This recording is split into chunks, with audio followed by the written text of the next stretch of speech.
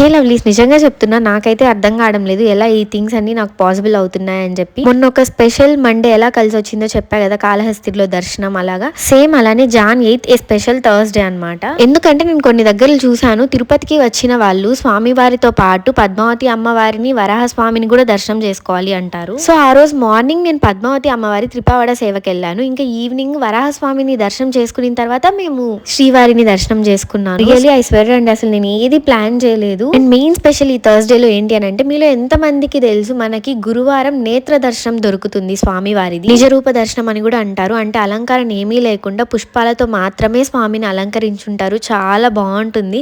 And ఆ రోజు దర్శనం కూడా చాలా బాగా జరిగింది. నిజం చెప్పాలంటే ఒక కన్ఫ్యూజ్డ్ స్టేట్ వల్ల నేను జాన్ 6 దర్శనానికి వెళ్ళాను కదా ఫస్ట్ టైం ద్వార దర్శనానికి, ఆ రోజు ఒక అన్సాటిస్ఫాక్షన్ తో బయటకు వచ్చాను కొంచెం. సో అందుకే మళ్ళీ నాకు ఈ దర్శన భాగ్యం కల్పించినట్టు అనిపించింది. Literally I can't control my tears while seeing him. Trust me, he listens everything. Govinda, Govinda.